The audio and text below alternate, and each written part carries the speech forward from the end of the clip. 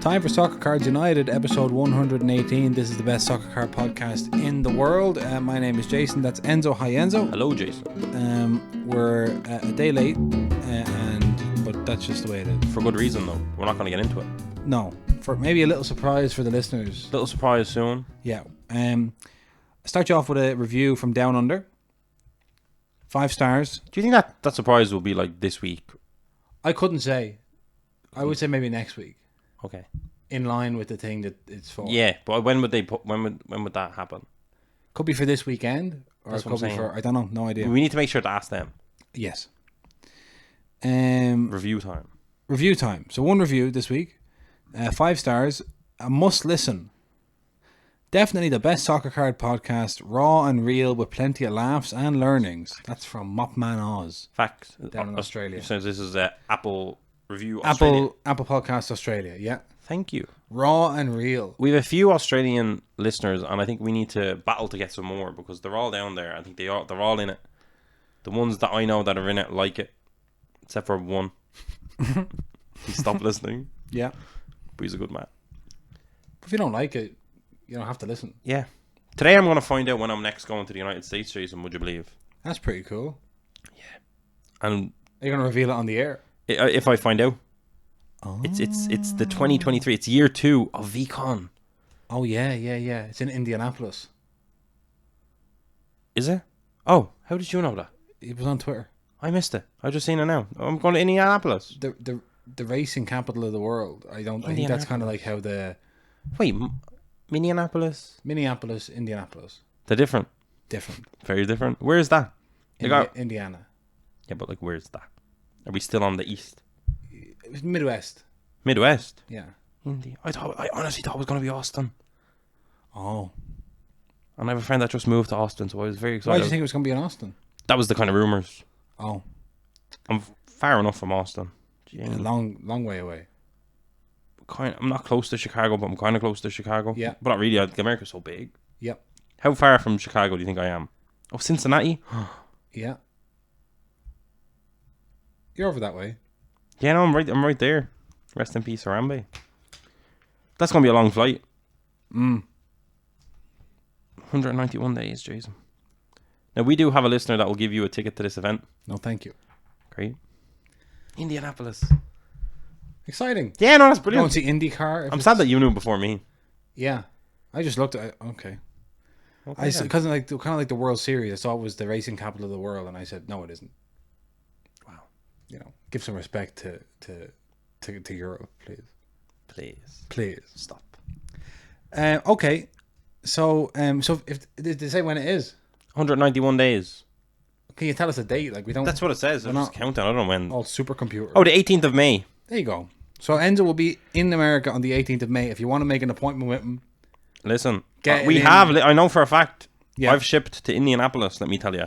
Wow. 18th of May. That's a Thursday, right? So it's a classic. So I'll probably be there on like the 15th of May, 16, 17, something like that. So for a week. It's probably. Is it like kind of in terms of your time? First come, first served. Oh, I'm a busy man. Like last time, I had a lot more time. I mean, it got squeezed real fast. Yeah. But this time I'm going, Jason. Would you believe? I'm going, and I know a few people. I got a few friends. So you're gonna shout out to my man Ernesto. Yeah. He does a podcast now. Great. Since we met, we were chatting about that. He got it up and running, doing very well. Does he have guests? Yeah. No. There you go. He's based in Chicago, but he'll be there in Indianapolis. So, right. We'll see. Okay. I'm excited. But yeah, no, I'm sure there's people there. Sure there's some crossover. I'm sure now. Where's the best local card store in Indianapolis? That's the question I want to ask. Oh yeah, must be great. Come on. That to me is like that. Seems like card country. Yeah. Yeah, very much so. No, I'm excited. Now I'm officially. Give me a few minutes to. Great. I'll crack on with this. Thank you. So on the other side of the globe, that's my opening for that. Oh yeah, on the other side of the globe, across the pond, as Americans say. And I don't know if Americans, we never say that, across the pond. No, people might. I recently said across the river. To refer to the north side of Dublin? No, I'm referring to like Ireland to the USA. I called it a river. Oh, definitely not. No, I know it's not a river. I know. I said it because across the pond isn't so natural for us. Maybe that's it. Yeah. What would we say? In America. Fair. What if you're talking about like Canada? In Canada? In Canada. Oh, because I suppose it's like maybe in Across America. the pond, there's so many different things. It could be anything. It's just one of those over there. Because they wouldn't say in Europe because it's not. Yeah. Really. Whereas we would just know where it is and just say it. No, I think I was talking about Nicaragua to someone. You would never describe Nicaragua as being across the pond. No, never. No, never. But is it not across the pond? I mean, technically, I suppose it is, but that's never included in the meaning. No. No. It's definitely not across a river.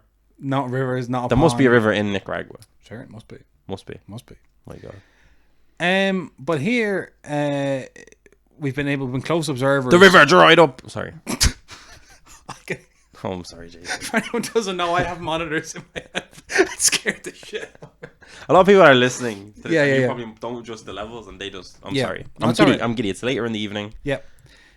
So right, we reported on the show months ago that PSA had decided to go into exclusive partnership with Ludkins, who did they were like a submission house for grading. If you ever wanted to, Very popular one in the UK. Yeah, send your cards to Ludkins. They'll send it to PSA, and they'll handle the whole thing. So sometimes people ask us, if I'm in the UK, where do I go? Ludkins, fine, right?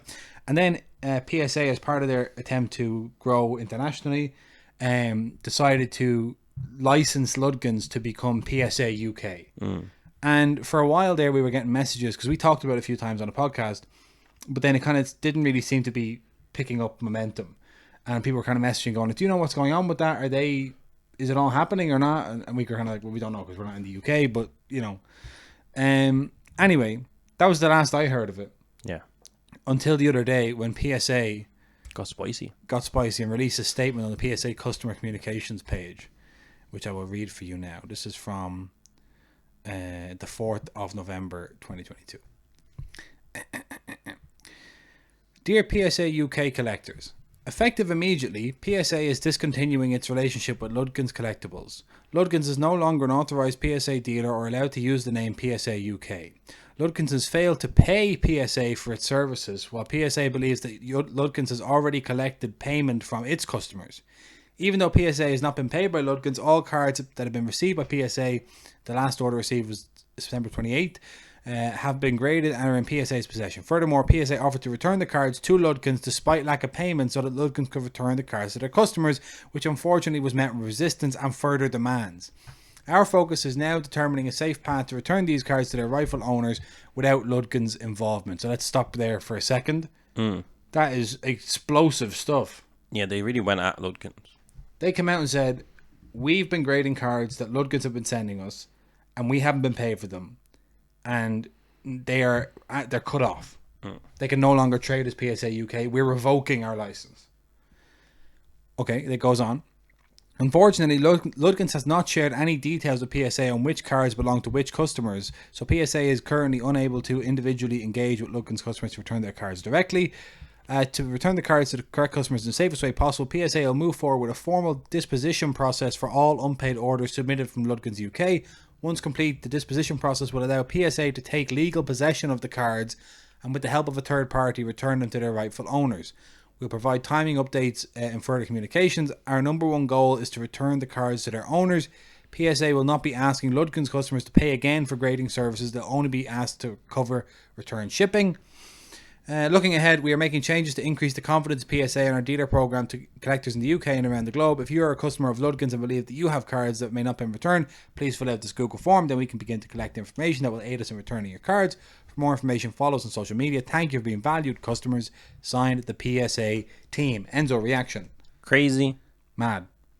Yeah. A lot of missing information there, I would say. Conspiracy theory, Enzo. Yeah. Wonders if PSA wanted to take Ludkins out. But that doesn't make sense, so I wouldn't say they would. Because it seems they're saying Ludkins can't submit to PSA. Or did they? Or are they just saying they can't use their name? They won't be working with them anymore. Let's see. They're discontinuing. They're no longer an authorized PSA dealer, so Ludkins can't submit to PSA. So either they literally wanted to just make them PSA UK and kind of grow from there and whatever. And for some reason, Ludkins, which has operated for years and years, suddenly fell on hard times, which... Strange. Yeah. So in my head, and like even just PSA communicating with people to that level, there was a lot there that just kind of threw Ludkins under the bus. They didn't pay. Like it seems very like an assassination of Ludkins. Yeah, character. Yeah. Which may subsequently be set up with like a new PSA UK in the UK. Right. Like it looks like it could have been just like I don't think so. That's instantly like the conspiracy theory in me. Yeah, you just want... Well, Because it's so rash. It's so crazy. Now, maybe it just literally has gone on for months. They haven't paid and they got so angry. Like, what the fuck? But, like, how did Ludkins... They got a better pricing from PSA. Yeah. For this thing. They got to advertise with the PSA name. How does it go bad? Yeah, I don't know. Well, luckily... They put out a statement. So now we're going to go to the Ludkins statement. Oh, my God. Yeah, that's a big one. Sure, we have time. I honestly seen it and didn't read it. Okay, well, we're going to read it now live on... I just stuck on my conspiracy theory. I said that's what I think might have happened. Okay, so this is from SC UK, which I believe is Ludkins on Facebook. Okay. It is with great disappointment the PSA has decided to cease its relationship with Ludkins Collectibles. We have prided ourselves on being... So this is Ludkins talking. We have prided ourselves on being able to facilitate complex and cumbersome international grading for customers around the world. When Ludkins first started, it was a path for collectors abroad to navigate the complicated waters of grading, insurance and import fees. Collecting and grading internationally has never been easier, and we are proud of the strides forward the hobby has taken to include the international community. Ludkins Collectibles has been transparent with PSA since the inception of the PSA and Ludkins Collectibles relationship. The two entities work together to achieve equitable and low-cost access to grading for customers around the globe. Through this partnership, we have taken direction and trusted PSA throughout the ever-changing collecting environment. Here are a few examples of that. So Ludkins coming right out the gate and saying they knew what we were doing the whole time. Yeah, Ludkins came out the gate as well saying we were struggling anyway. Yeah. Which removes my conspiracy theory, right? So...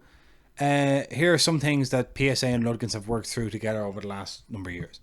The UK underwent Brexit, which removed the UK from the European Union. Ludkins Collectibles opened an office in France to allow uninterrupted operations at our own expense.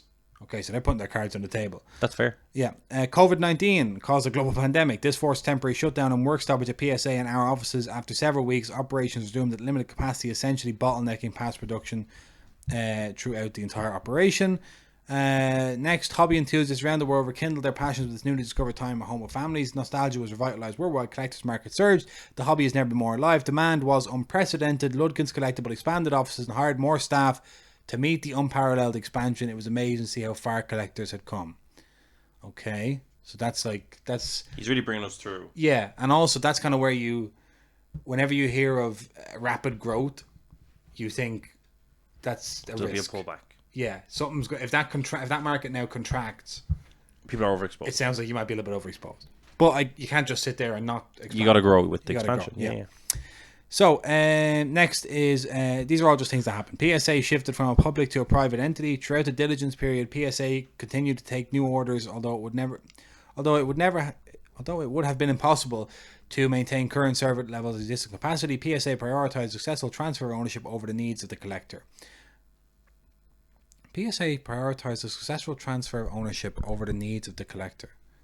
Do you understand that? That means that they were going down from public to private, and they focus on that rather than looking after the customers. Okay, I'm with you. Yeah, right. Which understandable. Okay, that seems like that's kind of a bit of that was a little. That's editorializing from Ludkins there. Yeah, that's Okay, Ludkins is one of the few companies that maintained. It's interesting to see how they're both on different sides of this, and we kind of get both of their. Yeah. It's helpful of them. We're getting a lot more from Ludkins though. Yes. PSA were like, they didn't pay us. They're out. Yeah. They're not talking to us. Ludkins is one of the few companies that maintained estimated turnaround times may not be accurate, albeit PSA confirming time and time again that our contractual turnaround times will be met. PSA did not adhere to these obligations. So they're saying we consistently warned our customers this would take a long time. PSA consistently told us it'll be grand, and it wasn't. Yeah. Okay. Following this is the last thing that they're going through. Following the privatization, PSA unannounced decided to upcharge all customers based on market value at the time of grading. This was a biased and a dishonest approach to increase revenue on cards that had been with the company long before the 2020 surge in demand. Ludkins Collectibles fought the upcharges every step of the way. In many cases, the upcharges were reduced in favour of the customer.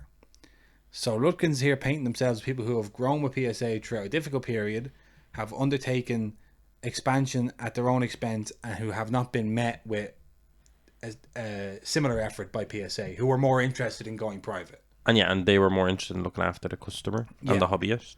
Yes. So this is a classic I'm a collector strategy here from Ludkins. I believe it though, to be honest. No, I believe it as well, because they were doing it long before. Yeah. And they'll be, okay, so here we're back in... They'll be what?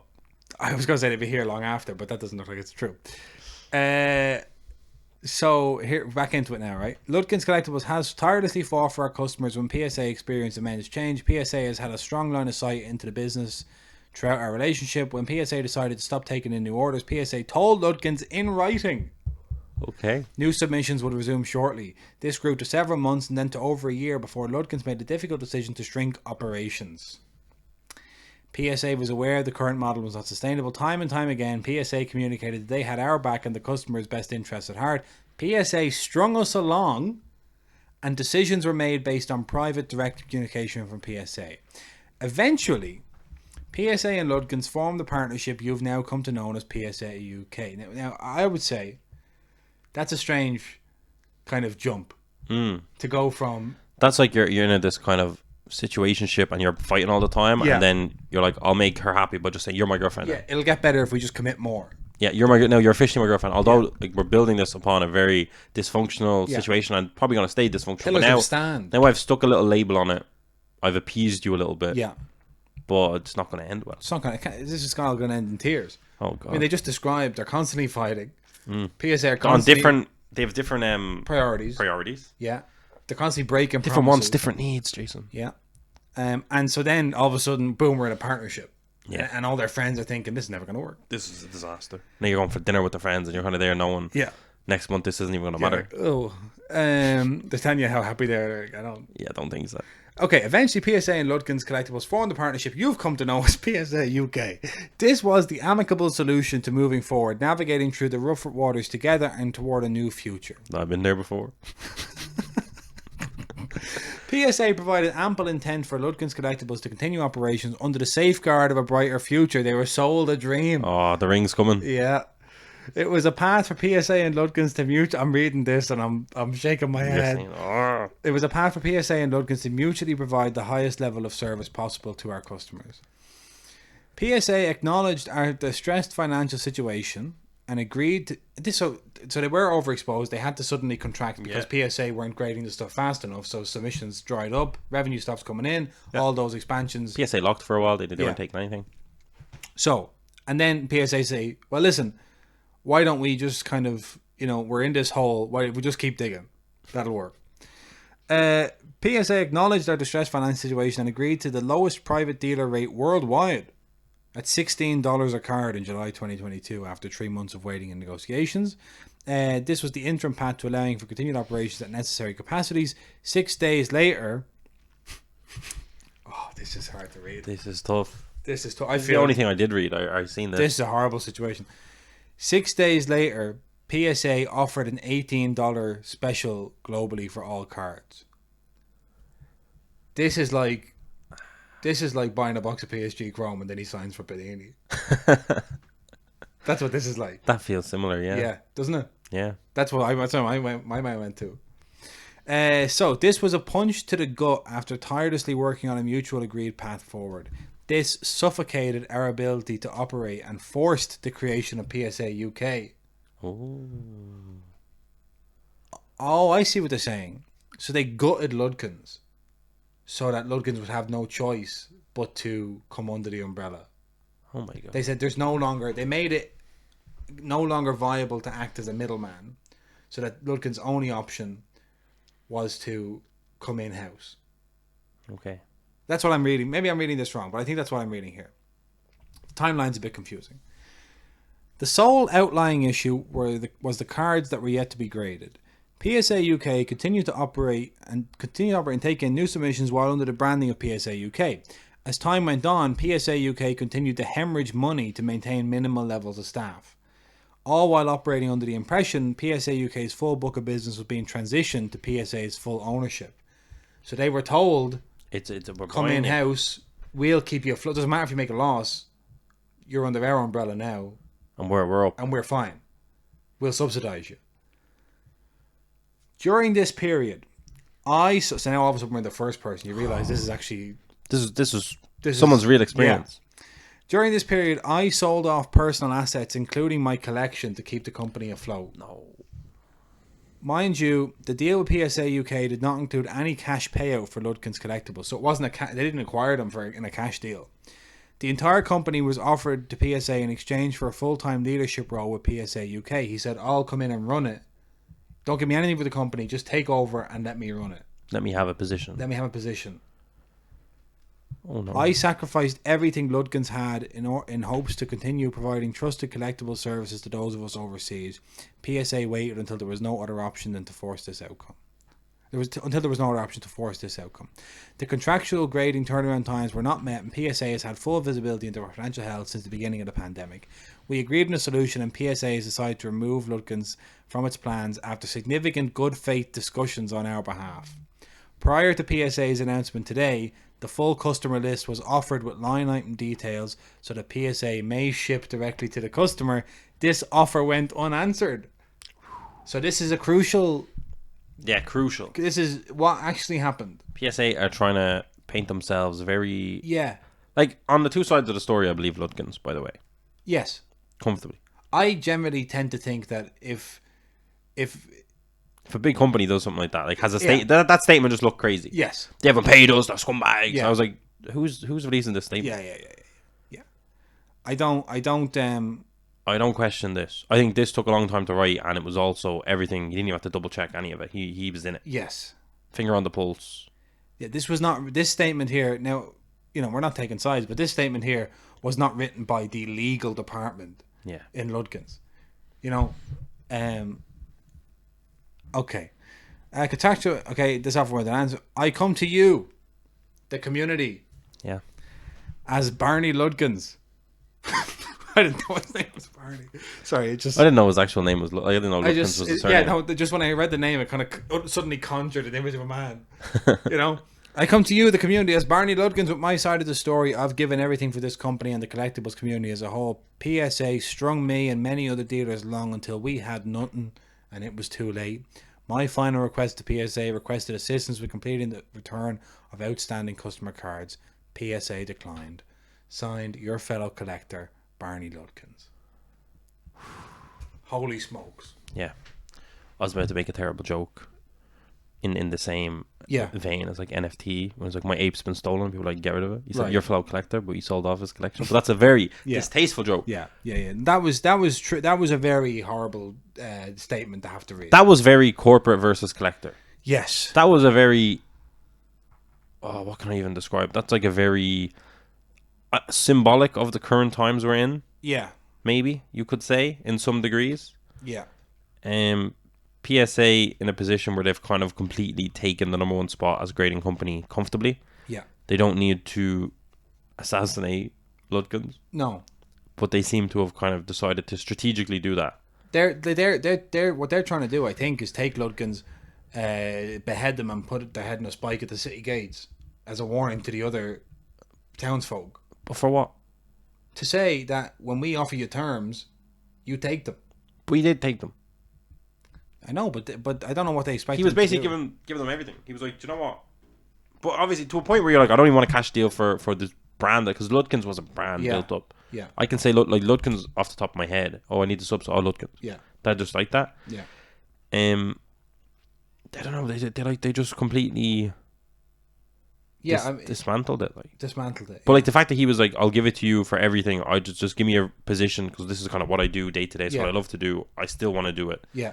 Like, if you get to that point, it's probably because they've suffocated you to a point where you don't have the option to say, give me a payout as well. At that point, your leverage, it's gone. They have all the leverage. Yeah. But it's like, why do they want to get rid of you? Well, you fought them on the... Turnaround on behalf of the collector for the markup. Yeah. You're supposed to be... They don't want to hear from... When they're getting hammered, when they're closed and when they're delayed and all that, they don't want to hear from you, their dealer.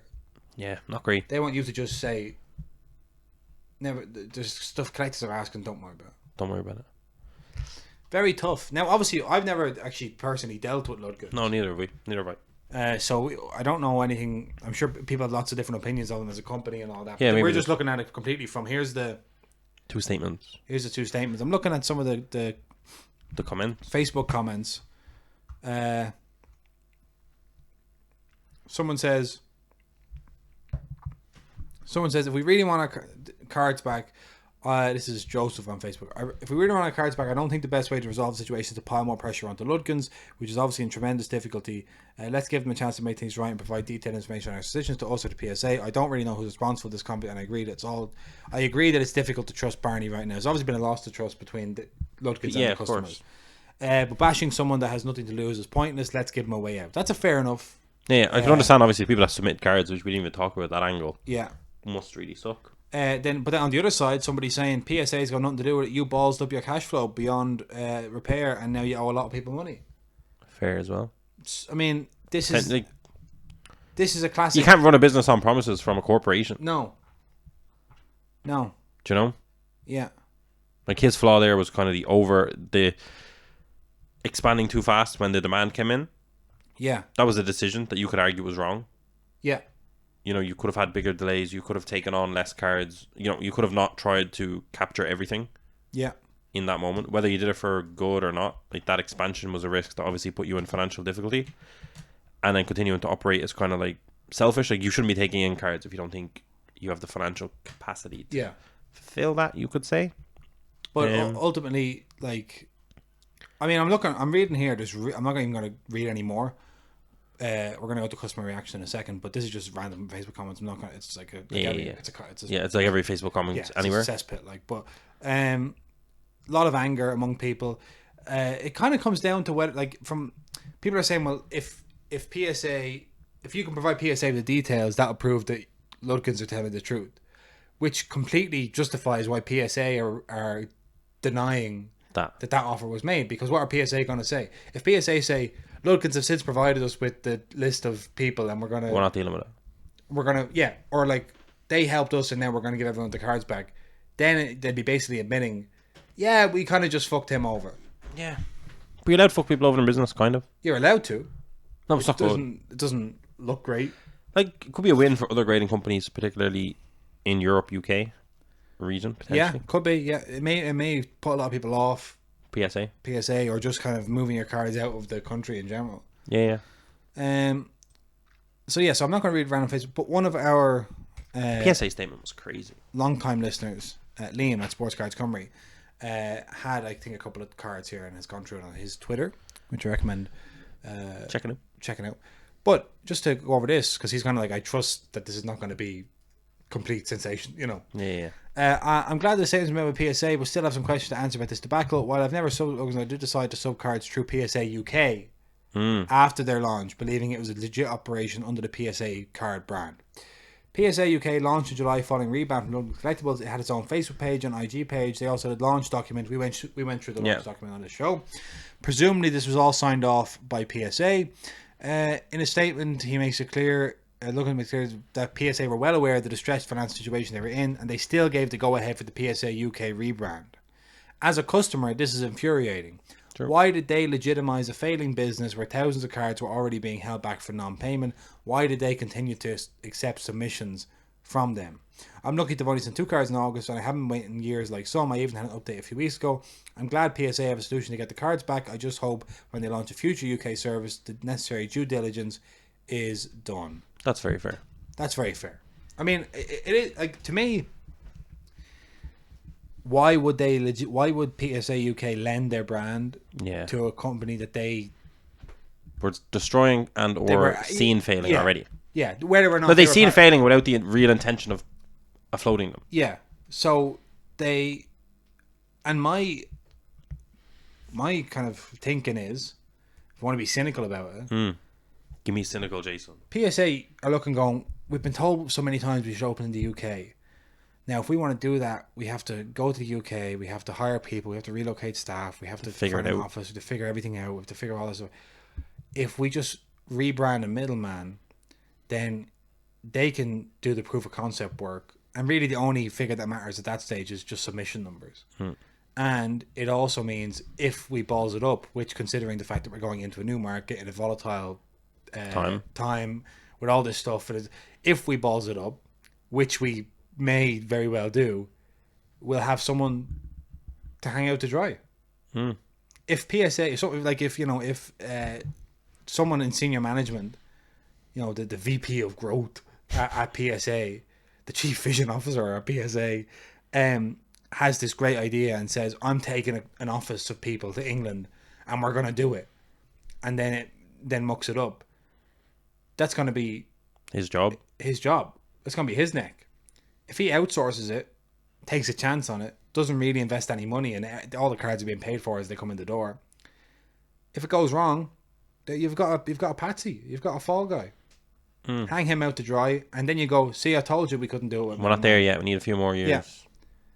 You know, this strikes to me as people within corporations with nothing to lose playing games with small business owners with a lot to lose. Potentially. Wouldn't be the first time that's happened. Not just in this industry. I mean, across. No, yeah, I get it, but it's Who knows? Who knows what happened? yeah, it's tough. So, really tough. our sympathies go out to It everyone. still seems like a lot of affected people are subbing with PSA UK. with everyone in general. Yeah.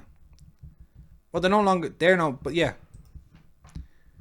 Like obviously, they hemorrhaged money, I guess, through the growth, and then they seem also by that statement, it seemed like it took them quite a while to reduce the operation. Yeah. They try to keep it at that pace for as long as they could, which Yes. obviously was a bad decision. And then there was a downturn, and there was a backlog followed by a downturn. So you had an inability to deliver, and by the time the ability to deliver came back online, the demand was not yeah, as wide. So you're just going like, oh my god. you got caught in the boom and bust. Yeah, a victim of the boom bust cycle. Yeah, You know, bought high, sold low. yeah. Sad. And yeah, it's like had they had this big kind of cash parachute payment, they could have survived and then subsequently been fine. Yeah. But they obviously didn't have like the reserves necessarily. I mean, if he was selling his collection and stuff like that, must have been really bad. But yeah, shocking. Interesting. So the main thing is, we feel sorry for the collectors who are Yeah. out there. The worst part of that is kind of the rebrand to PSA UK with the full knowledge that Ludkins was struggling a bit. I mean, that's kind of indefensible. That's what I'm saying. Yeah. That's the opposite. Unless you had a plan of, okay, you're suffering, we're going to donate this much amount of money to you to keep you, you know, without that kind of... We're going to give you a kind of, here's floater. like an interest-free loan. Yeah, Make sure you're all right. It'll work out. Yeah. Like, without that, calling it PSA UK, as you said, like Liam's like, I never actually subbed with Ludkins. Once you put the PSA name on it, I was ready to support it. Yes. Yeah. So... And then it's... They're going, oh, there's... Like, that statement, it's like, you gave your name to these people. Yeah. It's like you can... It's like, oh, all of a sudden now, they're Ludkins again. Yeah. I thought they were PSA UK. Like, this is you. You're putting out a statement about yourself. Yeah. Do you know? Yeah, This no, is a statement about yourself. Yeah. Seemingly to us. You brought them in, it didn't work, and now you're pushing them back out again. But, like, that's it. Like, that's... But that's the whole benefit of having someone No, like I know, but, like, that's what... That statement from PSA is just so messy. Yeah. No matter what. Very messy. It's designed to make the anger towards Ludkins Yeah. and no anger towards them, but it's like... It's you're a PR both, move. You're both part of it, though. Yeah. Regardless of what happened You did it together. on either end. It was, Yeah. you're both involved. It's like, if everything you're saying PSA is true, then why the F did you give them the name PSA UK? Yes. Yeah. So That's it. I mean, like... shocking. Yeah. I mean, now, okay. Like, Because that press statement when it came out, that sheet was like a huge... it's a huge deal. We've arrived moment for the European and UK hobby. It was like, oh, it's happening, like, finally. Yeah.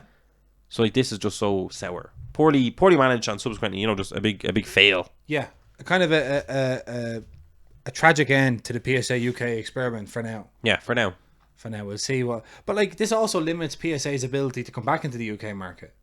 Yeah, and it also, like, removing Ludkins is a huge Yeah. thing.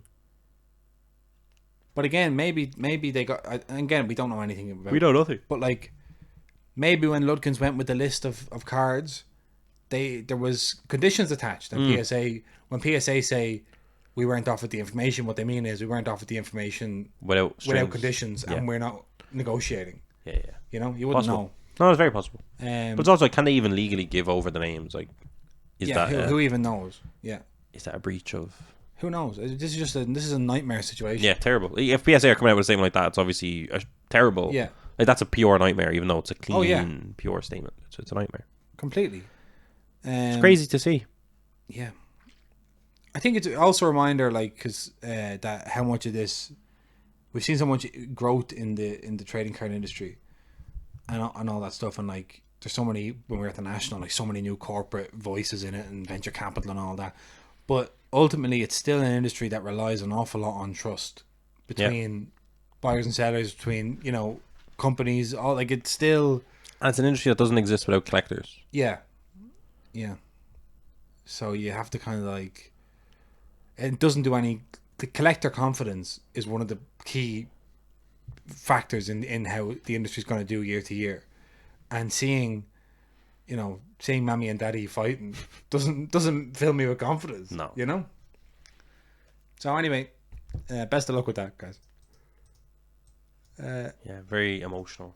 Very emotionally charged stuff. That's it. It was a very emotional statement on both ends. Like there was emotions in it. There was cuts going in. That's like, it. Yeah. It was a messy breakup. Yeah, definitely. There we go. We got a first look at some World Cup Prism by people who were breaching a few little rules about when you can rip it. Yeah, they didn't care. Did you see one of the names of the? I don't know. I don't want to give. Like, I didn't see it. You have to tell me off the air. Very tongue in cheek. Right. What's the name of their operation? But we saw the manga inserts. Yep. They look nice. great. They look really good. I saw the national landmarks. People are complaining that they don't fully pick up the card. There's a lot of space either end. Yeah, just true enough. Space, like in general, like I saw like on the international ink design, which I saw a couple of other ones. We've seen the Mbappe one before, but like generally, I find on some of these Panini designs, there's a lot of weird space management. Like you would think. I mean, it's bad design. It's bad design. I mean, you're not using the space that you're being given. You know, like you don't get it. There's weird little blank areas and unused areas, and strange. But I like the manga inserts. They're not as rare as we maybe thought they were going to be. Yeah. But whatever. The color, what are they called? Color wheel. Color wheel. They look like they're going to be a hard grade because they kind of have that match attacks vibe in terms of just being an all black edge card. So easy to small bit of whitening, very noticeable. Sticks out. Yeah. The color wheel. It's a strange starting point, I think. Like there's a lot weird with that one. What are they? Color blast, I get, because like color blast is like we put all these. Yeah, there's no color blast in Prism, is there not? Like this one. No. That's weird. I don't think so. No, why would you not? And the color wheel doesn't. The close. designs are bad. The design of the base cards are really good. Yes, I like the parallels and all. They look great. There are loads of there's like a million different parallel variations, but I suppose with low numbered Prism, like Prism is Prism. Yeah. No, that's it. Yeah. Did you see there was a PSA 10 Mbappe 2018 Prism number to 199? Yeah. Right, so number to one, I meant just Prism base number 199, one of parallels, just sold for 13,000. Very good. Like that's 199. Like that's not like 50. It's not. Yeah. Prism matters, and I actually think this is what I want to talk to you about, Jason. We always say like these companies need to adapt stuff to the soccer. They need to stop just taking things that are like classic American sport things that don't actually transition over and try to fit it. Yeah. I think the soccer community, World Cup Prism should matter. Right.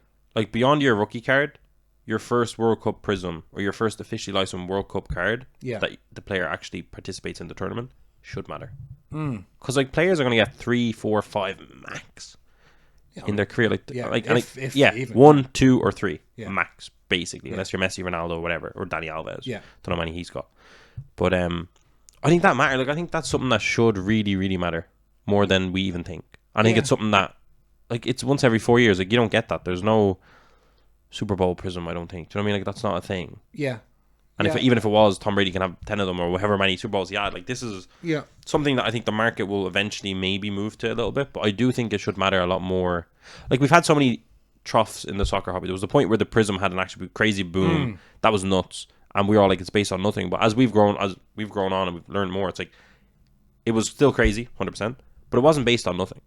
It was based on the status of Prism as a set. Yeah, and when you think about what the World Cup should mean, as a license, as a set, as a tournament, it makes sense for the boom. Not that boom. That boom was crazy, but it made sense as well. If that makes sense. Yeah, I think so. I think there is a thing about the changing nature of the World Cup, where like it's kind of since like Italia '90 gone from being like the only time once every 4 years you got to see all the best players in the world play. You didn't see that. You just couldn't see it. Yeah, Champions League wasn't a thing. Wasn't a thing. It wasn't just like I can sit at home and watch like Serie A on Monday night if I want. For a large period of time, a lot of the best players in the world were in Colombia, in the Colombian Yeah, league. exactly. Yeah, they're in Colombia, or for a while they're in Brazil, or or they're playing wherever. And it's like, so now it kind of means something. I think part of the reason why the World Cup is struggling with the brand is like, it's just, what's the differentiating factor? No. I don't know if it's like the Italian in me, Yeah. but like the World Cup is still so different. Yeah, but I think it's diminishing returns. No. I think this year's one has just really soured a lot of things. Well, I just look at the Even like being in winter, like normally there's a big break and then there's this absolute well, festival that's one thing. I mean, like, of football. Like, there's this year's no, one's just there's no different. scarcity. So from a supply and demand point of view, Yeah. There's what are you supplying me with? I've just been watching football for 3 months. Yeah. And if you weren't here, there'd be football. I'd be watching football. Yeah. You're just interrupting the football. No, I think the Qatar one is just kind of really bizarre. Yeah. Even today, like yesterday, Sepp Blatter came out and said it shouldn't have been given to Qatar. Like, you're the one who gave it to them, Yeah. and you're the one who took the money to give it to them. Yeah. What are you talking about?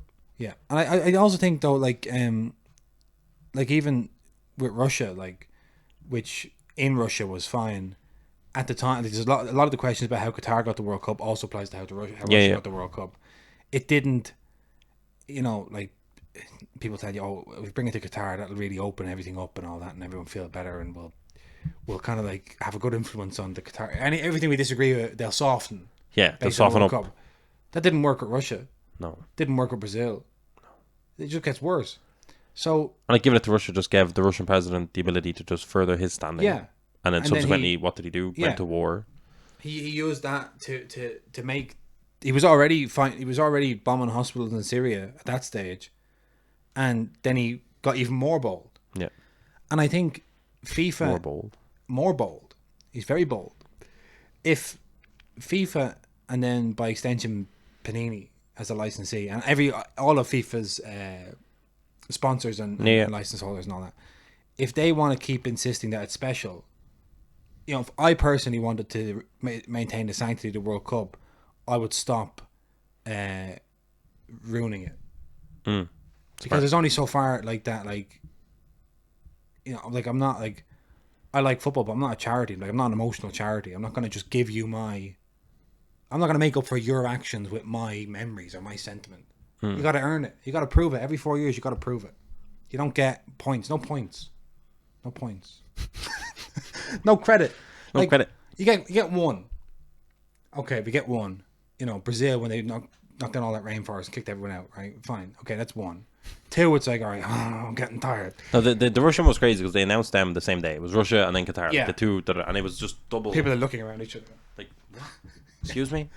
But I didn't, I mean, every few months I read the same story about Nicolas Sarkozy, President of France at the time, intervening with FIFA to give the World Cup to Qatar because Qatar, apparently Libya had promised to buy fighter jets from France. Then Libya backed out of that deal. It was a 14 billion euro deal. And then Libya backed out. Qatar said, we'll buy the fighter jets, but we'd like you to intercede with FIFA and move the vote to us. So France did that. Qatar then bought the fighter jets and then bought PSG, which just happened to be the club that the French president supported. And then beIN Sports, the Qatari national sports television channel, acquired the rights to Ligue 1, keeping them alive. It's like, this is as dirty as it gets. Yeah. Like, what are we? I'm gonna watch it when I was on. I'm gonna watch it. Go, oh, that's great. But fundamentally, like, remember we had the. That would have been great if it was in England. Yeah, remember we had during the pandemic, they took all the last 8 teams in the Champions League to Lisbon or to Portugal, whatever, and they played it out as like a little tournament.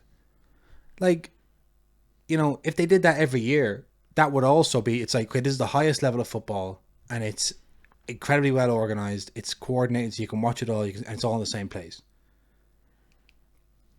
It's just only like the World Cup voodoo, the World Cup magic. It only goes so far if you keep destroying it. Yeah. Like, because obviously you're less jaded than I am, but if we're having this conversation in 12 years' time, eventually you know. When I want to watch Italy in the World Cup and it's in North Korea. And you're like, what you don't understand is Kim Jong-un, he's going to be driven to reform the country once he sees The beautiful game. a beautiful game. We get some Swedish women over there. We get some vuvuzelas going. Oh my God. This guy's going to open up the economy next He's week. going to soften up. He's going to soften. You know, and so going back to that on a similar point, World Cup Prism. I think stuff like the road to the World Cup sets, it's like, is it special or is it not special? If it is special, leave it alone. Like the World Cup. The World Cup. Yeah. But it's like, do you want me to... Do you want to release loads of products, or do you want this to be special? And what they do is they release loads of products. Yeah. And we're going to see tomorrow, they're going to price World Cup Prism very special. Yeah. And, so then it goes back to the exact same thing as FIFA do, which is like, it gets to the point where it's like, do as I say, not as I do. Yeah. If you look at what I'm doing, it's obviously not special. But if you look at what I'm saying, I'm going, it's special, it's special, it's special. Yeah. You know? So that's my take on that. 2006 World Cup was unbelievable. Any particular reason? It was in Germany. Yes. Well run. Yes. Italy won it. Yeah. Mainly the last thing. Mainly the last thing. Listen. Okay, so that's how are we on time? Oh, that Ludkins thing really took up a lot of time. I don't know. I'll just fly through your football Someone's week. trying to negotiate with us in the DMs. But for what? But for what, Chris Kamara? I don't know, Jeff. I've missed it. What's he looking for here? I'll just briefly say that Gareth Bale's Los Angeles FC won the MLS Cup, beat the Philadelphia Union in the final. That was an unbelievable game. I watched Really, it. really good. Oh, Gareth Really, Bale! really I couldn't believe it. I couldn't believe it. Yeah, he just Shout out does, to all of our LA people. just does finals, doesn't he? It was mad. Like he came on, he was real lumber, and he didn't look like he cared too much. And I was like, in my head, I was like, he might get one chance, you know. Yeah. But I wasn't sure. When Maxime Crepeau got his leg broken, had to go off. I didn't know he broke his leg. Yeah. I didn't see it. Like I seen it live, but they were like, it's such a bad injury. And I was like, what happened? I didn't quite get it. I just read it afterwards. Okay. I saw it, didn't realize how bad it was. Yeah, Apart from when they stretched him off, and I was like, okay. But I still didn't think it was. I didn't know what happened. Yeah. Didn't think it was a leg break. The The ref gave a yellow card, and I Yeah. was like sitting there like, come on. are you what did that? What? And then he got red eventually, but But I said on Twitter, like that's this has, I've seen enough finals to know goalkeeper going off injured means the goalkeeper that comes on is going to win the penalty shootout. Yeah. That's just Classic. now we're set on, we're doing that storyline. yeah, no, I felt that as well. No, it's like, okay, so we're locked into that. Paxton Aronson, who plays for the Union, has signed a deal with Eintracht Frankfurt in the Bundesliga. Oh, And will be going there in January for $4 million fee. Now, he doesn't play all the time. He didn't play all the time for Philadelphia Union. No reason he's going to play all the time for Eintracht Frankfurt, but it worked out pretty well. Things in Europe for his brother Brendan. yeah. So who knows? There was loads of derbies last weekend. Arsenal beat Chelsea, Lazio beat Roma, Juve beat Inter, and Betis and Sevilla drew down in Seville. Unai Emery won his first game in charge of Aston Villa, beat Man United 3-1. I also have here, after a lot of faffing about, Bayern Munich are back at the top of the Bundesliga after funny. 13 weeks. Young Yusufu Mukoku. Yeah, on fire. You have that, yeah. A brace against Did you see Bochum. his goals? Yeah, he's really, really good. He's a very good player. There's a chance that he's going to get called up to the Should Germany do. squad. Should do. It just depends on whether Hansi Flick thinks, I'm just going to leave. You know, like, does he... Because there's a potential that if he goes and you play him and it doesn't work... He gets destroyed for life. Yeah. But you bring him and he could have a big moment. He could I be know. the big breakout star at the World Cup. Yeah. So he's... I think it's November 10th is the German... Cut off like the squad announcement. announcement. So watch out for that. See the Brazil squad. I have it here. Sorry. Brazil squad was announced. That was kind of the first big one that was announced. So you've got in goal, Alisson, Ederson, and Waverton. Waverton is the goalkeeper for Palmeiras, the Brazilian champions. How do you choose between Alisson and Ederson? You throw Alisson in goal. Well, Yeah. Well, no, I don't know. I'm They're joking. both so good. Like, that's almost like... One of them would have been playing for Brazil more than the other. I don't know. Is that not Alisson? I think Alisson plays for Brazil more, but but like I'm now just saying, Liverpool are struggling more so than City. yeah. So, but that's like that's Brazil's. That's one where you just need to fucking pick one and that's it. 'Cause That's it. if you're messing about, if you're faffing about, you're done. Yeah, you have to just make a decision, and that's This is like Brazil's Lampard Gerrard. Yeah, You just pick one and go. Stick with it. You have at centre half. You have Thiago Silva, PSG's Marquinhos, Real Madrid's Eder Militao, and Juventus's Bremer, who hasn't played that much this season. People were talking about how deep their squad is, but I think their centre back area is weak, very weak. So not very weak. That's shallow. It's one injury and it's in trouble a little bit. Yeah. I mean, we've seen Thiago Silva in recent weeks get absolutely burnt. But he's old enough. Like he's good for the tournament. I think Eder Militao, brilliant. Yeah, really, really Marquinhos is incredible. Yeah. But I'm just thinking like one red card or something. Yeah. And they're in a bit of trouble. Thiago Silva is definitely feeling the effects of his age this season. And with the amount of games being played. Yeah. Bremer has not played hasn't played that much this season. He was very good last season for Torino, but hasn't played that much this season. Marquinhos and Eder Militao will be my two starters there. I could see Thiago Silva starting just for the experience, but I think Marquinhos has plenty of experience. But yeah. I mean, probably Thiago Silva will play, but I don't know. It's tough. I mean, Marquinhos can play in midfield as well, but they're stacked there. At left back, you have Alexandro of Juventus and Alex Telles. Again, can I say, decent players? Yeah. But it's not. No, it's not amazing. But for a tournament, perfect. It is perfect. Yeah. But on the right back, you have Danilo, and Dani Alves is coming. I love Dani Alves going. That seems like it's more of a squad choice than a team choice. But I mean, we've seen him playing in the midfield again for true. Yeah.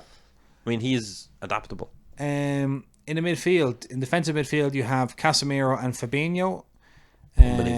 Based on current form, you have Casemiro. Fabinho's looking a bit ragged at the minute. On the other side of the position, you have Lucas Paquetá, Bruno Guimaraes of Newcastle, and Fred of Manchester United. So in fairness, the midfield is really deep, yes. and that's going to help out the defence. Yes, it's not just deep, but it's deep in a very defensive, talented way. Yeah, I think if you played a 4-3-3 and did Casemiro with Bruno Guimaraes and Lucas Paquetá, or even stick Neymar in I wouldn't have Paquetá playing. And then up front, that's when I got how's this for one? Rafinha of Barcelona, Antony of Manchester United, Vinicius Junior and Rodrigo of Real Madrid, Gabriel Martinelli, who was playing 4 years ago in the 3rd or 4th division of Brazilian football and is now at the World Cup. What a meteoric rise he's had.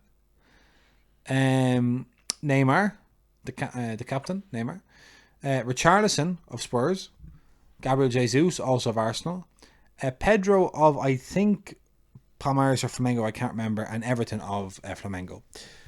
I love that they kind of add in the Brazilian players. There's always a couple of they have to. It's good, respectful for the league.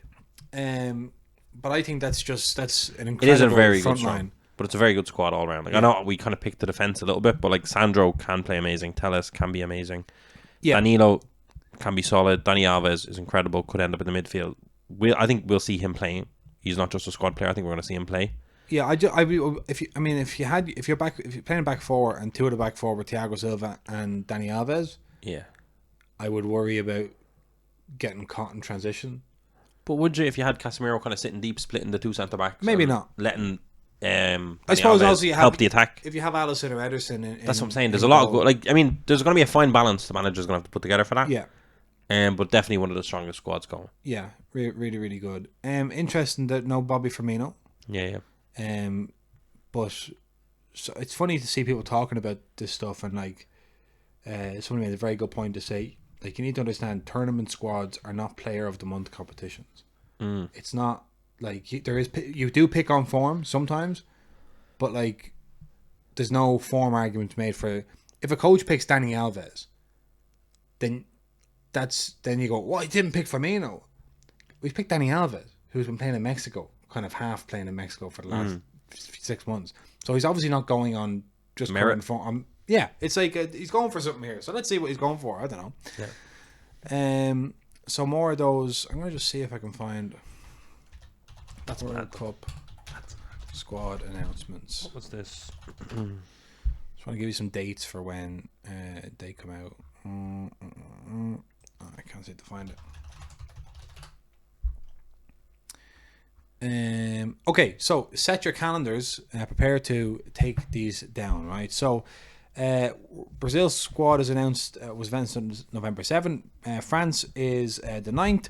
USA is the 9th, Croatia is the 9th, Germany and England are the 10th, Spain are the 11th, and Argentina announced their squad on November 13th. There's a Ghana fan here joking that Ghana will probably announce their squad 15 minutes before their first game against Portugal. Italy won't announce their squad at all. No. But they are bringing some nice stickers to Dublin, so That's nice. I'm sad. They have a really nice kit that we don't get to see at the big stage. Oh, it's a great kit. It's a great kit. Maybe they just keep it Bring it next year. Next to up. the next one. Yeah. Imagine being the designer of that kit and then you're not going to the World Cup and now it's just a kit that's kind of viewed somewhat negatively and it's not your fault. People are saying, this player's missing the World Cup. You're like, I'm missing my jersey's missing the World Cup. Also, we can just do a quick little reaction to the Champions League draws. Oh yes. I knew looking at the draw that Man City were either going to get RB Leipzig or Club Brugge. You knew. Bruges. I knew. I was like, they always get an easy run. Leipzig can be tricky, although with Timo Werner out injured. Yeah, it might not be injured in February though. That's true. Man City, Leipzig, Bruges, Benfica. That's fun, at least. That's fun. Liverpool, Real Madrid. That's fun. They've played them 4 times in the last 6 seasons, I think. And they get smashed most of the time. Yeah. Milan against Tottenham Hotspur. Oh! How do you feel about that? I'm excited. Against Antonio Conte. Yeah, I'm excited. I think is the first fixture, February 14th. Yeah. Oh, Valentine's Day. Day. At the San Siro. At the San Siro. No better. The romance of the Champions League. I don't know. Should I go? Is my thing. Oh, yeah, definitely, yeah. I might go. Because that's when I can go to both legs because then it's in England. So it's right up the road. Yeah, definitely. That'd Yeah. be good. The locking in of tickets is happening now at Milan Club Dublin. I think having seen Milan and Spurs, I would be very, very confident if I was a Milan fan. Oh. But like Antonio Conte is just... I know. You might get Conte. He's a knockout master. Right now I'm live trying to get my tickets. Okay. Napoli and Eintracht Frankfurt. If Napoli are in the form after Christmas that they're in before Christmas, that won't be an issue. Borussia Dortmund and Chelsea. As a chance for the Borussia Dortmund young stars to shine, for Jude Bellingham to add 50 million euros onto his price tag of playing against the England team. Inter Milan and Porto, that could go either way. They both had a good group stage. And then PSG falling into second place in their group has landed them with the worst possible outcome because they have to play Bayern Munich. And if you were looking at this tournament beforehand, you'd be saying, well, PSG and Bayern are probably two of the favourites. And now one's going to be out. So we're going to go into quarterfinals without one of PSG and Bayern Munich and without one of Real Madrid and Liverpool. Yeah, that's the kind of sad part of the draw. But it's also good because we get to see the games. Yeah. So.